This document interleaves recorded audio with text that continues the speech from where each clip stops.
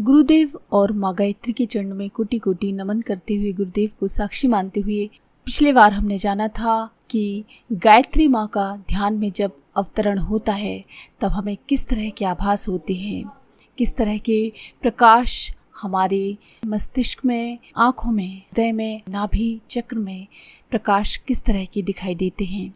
अब हम जानेंगे इसके आगे।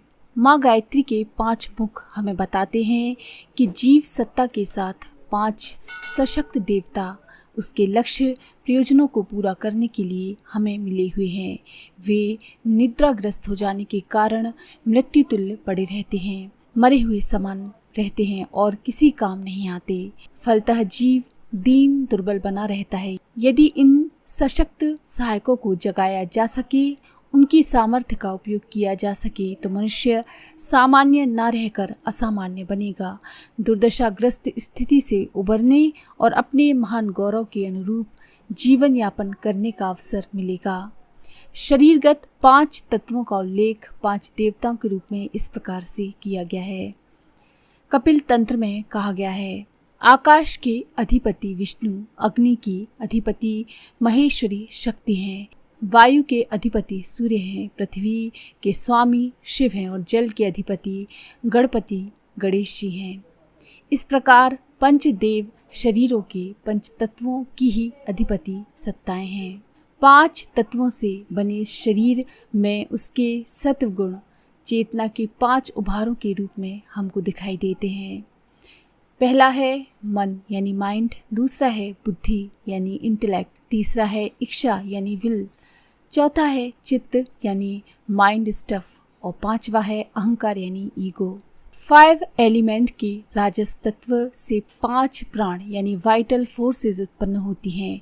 5 ज्ञानेंद्रियां उन्हीं के आधार पर अपने विषयों का उत्तरदायित्व निभाती हैं। तत्वों के तमस भाग से काय कलेवर का निर्माण हुआ है हमारे शरीर का, जिसमें रस है, रक्त है, मांस, अस्थि, मज्जा है। इन रूपों में उन्हें नित्य निरत क्रिया करते देखा जा सकता है। मस्तिष्क, हृदय, आमाशय, फुफ्फुस, गुर्दे, ये 5 विशिष्ट अवयव तथा 5 कर्मेंद्रियों को उसी क्षेत्र का उत्पादन कह सकते हैं। जीव सत्ता के सहयोग के लिए मिले 5 देवताओं को 5 कोश कहा जाता है। वैसे देखने में शरीर एक ही दिखाई पड़ता है, फिर भी उनकी सामर्थ्य एक से एक बढ़ी चढ़ी है। ऐसे ही 5 शरीरों को ये जीव धारण किए हुए है।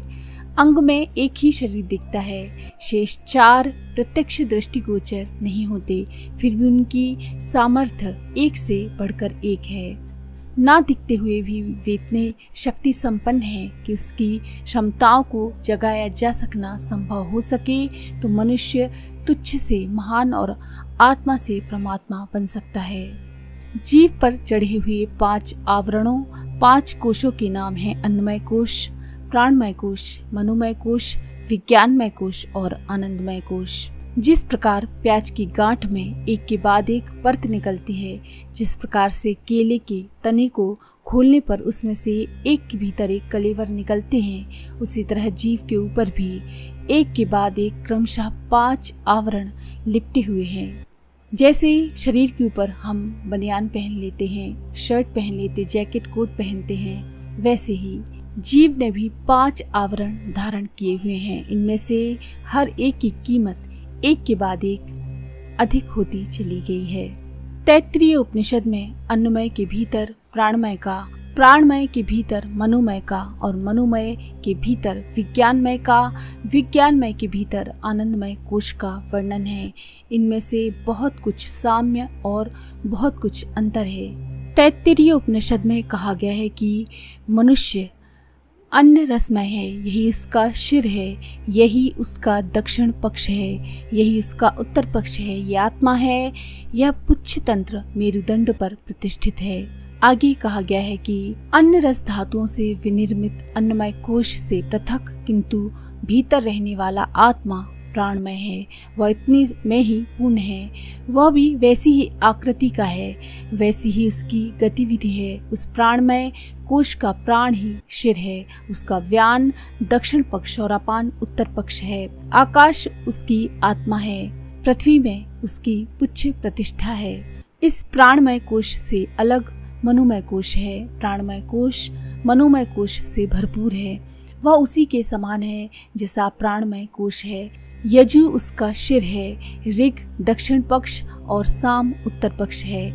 आदेश उसका आत्मा है। वेदों को यहाँ मनोमय कोश के साथ क्यों जोड़ा गया है, इसका समाधान शंकर भाष्य में संकल्प मंथन और भाव को यजु ऋग साम के रूप में किया गया है। मनोमय कोश से अलग विज्ञानमय कोश है।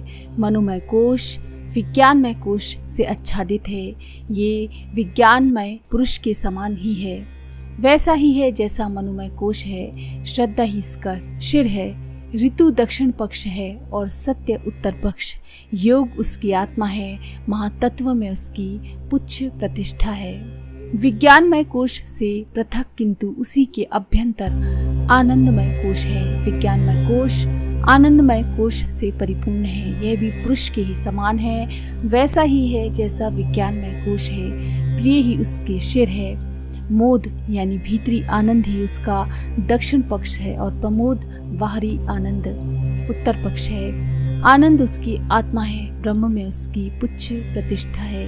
पिता के खाए अन्न से बनने वाली वीर के द्वारा उत्पन्न काया अन्नमय कोश में जन्म मरण होते रहने के कारण ये काया आत्मा नहीं है, चेतन आत्मा उससे भिन्न है। इस प्रकार मानवीय चेतना को 5 भागों में विभक्त किया गया है। इस विभाजन को 5 कोश कहा जाता है। अन्नमय कोश का अर्थ है इंद्रिय चेतना, प्राणमय कोश अर्थात जीवनी शक्ति, मनोमय कोश यानी विचार बुद्धि, विज्ञानमय कोश यानी अचेतन सत्ता एवं भाव, आनंदमय कोश आत्मबोध जागृति।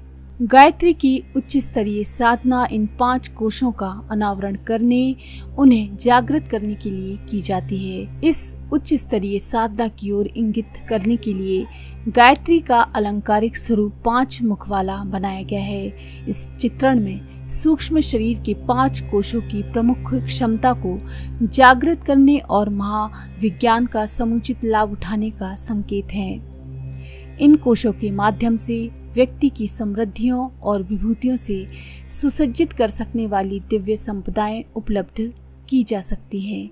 चेतना क्षेत्र में कुबेर जैसा सुसंपन्न बना जा सकता है।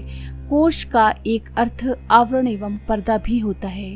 कोश खोल अथवा म्यान को भी कहते हैं। परतें उतारने, आवरण हटाते चलने पर वस्तु का असली स्वरूप सामने आ जाता है।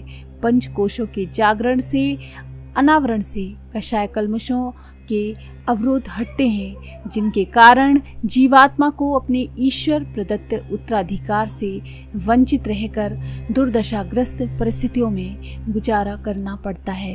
5 कोशों के विभाजन को 3 के वर्गीकरण में भी अलग अलग प्रस्तुत किया गया है, जैसे स्थूल शरीर, सूक्ष्म शरीर और कारण शरीर।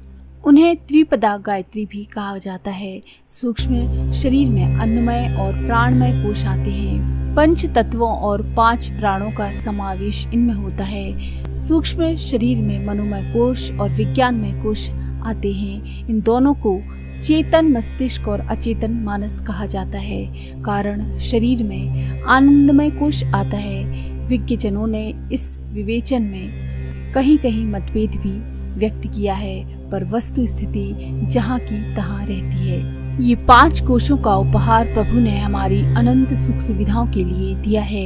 ये 5 सवारियां हैं जो अनिष्ट रूपी शत्रुओं का विनाश और आत्म संरक्षण करने के लिए बहुत उपयोगी हैं। ये 5 शक्तिशाली सेवक हैं जो हर घड़ी आज्ञा पालन के लिए प्रस्तुत रहते हैं। इन 5 खजानों में अटूट संपदा भरी पड़ी है। इस पंचामृत का ऐसा स्वाद है कि जिसकी बूंद चखने के लिए मुक्त हुई आत्माएं लौट लौट कर नर्तन में अवतार लेती रहती हैं। तो ये है 5 कोशों की विस्तृत रूप से जानकारी और उनका महत्व।